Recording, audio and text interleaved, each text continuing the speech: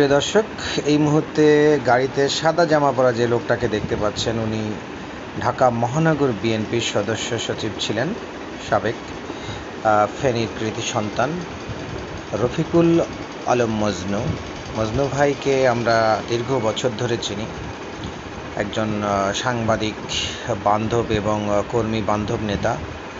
দীর্ঘ বছর ধরে এই স্বৈরাচারী সরকারের পতনের জন্য আন্দোলন করেছেন, বহুবার জেল খেটেছেন, বহুবার নানান ধরনের মামলা হামলা শিকার হয়েছেন, কিন্তু কাজ পাগল দেশের মানুষকে ভালোবাসার তার যে এক প্রয়াস, আপনারা সেটি দেখতে পাচ্ছেন যে তার দরবার সঙ্গীদের নিয়ে ত্রাণ দেওয়ার জন্য ছুটে চলেছেন ফেনী, পরশুরাম সহ তার যে নির্বাচনী এলাকা বা তার যে গ্রাম, তার এখানে জন্ম হয়েছে, সেই এলাকার মানুষের ভালো মন্দ দেখার জন্য, খোঁজ খবর নেওয়ার জন্য পৌঁছে গিয়েছেন।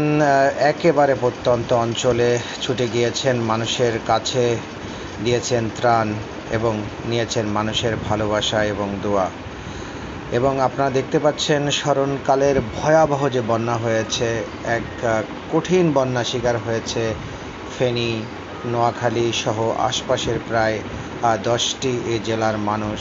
কয়েক লক্ষ লোক এই বন্যায় পানিবন্দী হয়েছে এবং দুর্বিষহ জীবনযাপন করছে। আমরা যদি বলি যে বাংলাদেশের যে কয়েকটি জেলা পয়সা রয়েছে যাদের কাছে, যারা বেশিরভাগই বিদেশে অবস্থান করছেন এবং ফরেন রেমিটেন্সের ক্ষেত্রে যাদের সবথেকে বড় অবদান, সেই এলাকাগুলোর মধ্যে কিন্তু এই যে অঞ্চলগুলোতে এক ভয়ঙ্কর বন্যা হয়েছে, যেটা ভারতের যে জলবিদ্যুৎ প্রকল্প, সেই জলবিদ্যুৎ প্রকল্পের পানি ছেড়ে দেওয়ার কারণে একটা সিনথেটিক বন্যা, অর্থাৎ কোনো বন্যার আশঙ্কাই ছিল না, কিন্তু তারা নিজেরা নিজেদের লোকদেরকে বাঁচাতে গিয়ে আমাদের এই ভাটি অঞ্চলের মানুষদেরকে ডুবিয়ে মেরেছেন। সেই যে ভারতের যে তৈরিকৃত বন্যা, সেই বন্যায় মানুষের অবর্ণনীয় যে দুর্ভোগ হয়েছে, সেটি আসলে কল্পনার অতীত। রেমিটেন্স যোদ্ধারা বিদেশে বসে হাহাকার করেছেন, কান্না করেছেন, মানুষের কাছে সাহায্য চেয়েছেন, হেল্প চেয়েছেন, কারণ অর্থ থাকলেই তো এই পানির সাথে লড়াই করা সম্ভব নয়। বেশিরভাগ মানুষ আমরা দেখেছি খুবই গরিব না, মধ্যবিত্তও না, কিন্তু হঠাৎ করে এমন আকস্মিক বন্যায় কিন্তু অনেকেই খুব বড় ধরনের বিপদে পড়েছেন। মানুষকে সহযোগিতা করার জন্য যারা সামর্থ্যবান, ঢাকা বা আশপাশের জেলাগুলোতে বসবাস করেন, চাকরি করেন, তারা কিন্তু এগিয়ে এসেছেন, সাথে সারা বাংলাদেশের মানুষ। এক অবাক বাংলাদেশ। আমরা টিএসসিতে দেখেছি হাজার হাজার মানুষ ত্রাণ নেওয়ার জন্য নয়, ত্রাণ দেওয়ার জন্য, ত্রাণ তহবিলে টাকা দেওয়ার জন্য লাইন ধরে দাঁড়িয়েছেন। দেখতে পাচ্ছেন একজন মা একটা গাছ ধরে দাঁড়িয়ে আছেন, অথচ এটি কিন্তু একেবারে গলা সমান পানি এখানে। অর্থাৎ আমরা দেখেছি যে ঘরের টিনের চালার মাঝামাঝি চলে গেছে।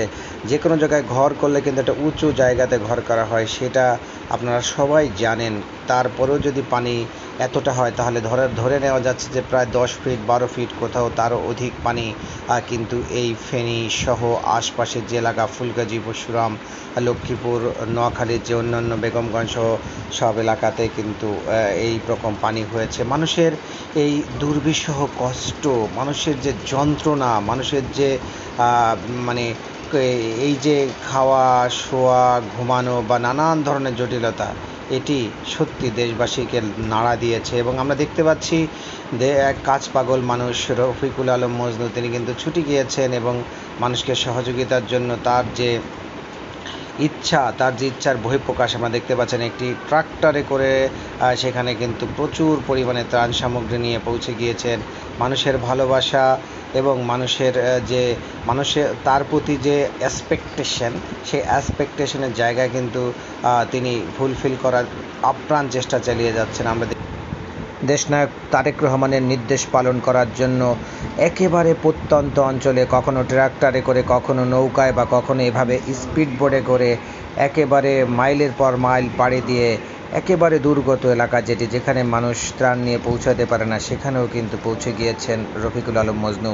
আমরা দেখতে পেরেছি যে বন্যা শুরু হওয়ার পর থেকে দিনরাত কঠোর পরিশ্রম করছেন তিনি এবং তার যারা দলের সঙ্গী বা সদস্য রয়েছে, সবাই মিলে আপ্রাণভাবে করে মানুষকে তার দেওয়া যে ত্রাণ, সেই ত্রাণ পৌঁছে দিয়েছেন এবং প্রত্যেকে বলেছেন যে এটি তারেক রহমানের আশীর্বাদ, কোনো ত্রাণ নয়। কারণ ওই অঞ্চলের মানুষ কিন্তু আসলে গরিব নয়, কিন্তু হঠাৎ এই যে পাহাড়ি ঢল বা পানি ছেড়ে দেওয়ার কারণে যে বন্যা সৃষ্টি হয়েছে, সেই বন্যায় মানুষের পাশে দাঁড়ানোর জন্য তাদের যে দুর্দশায় তারেক রহমান যে তাদের পাশে রয়েছেন, সেইটা পৌঁছে দেওয়ার জন্যই চলছে এই অবিরাম চেষ্টা।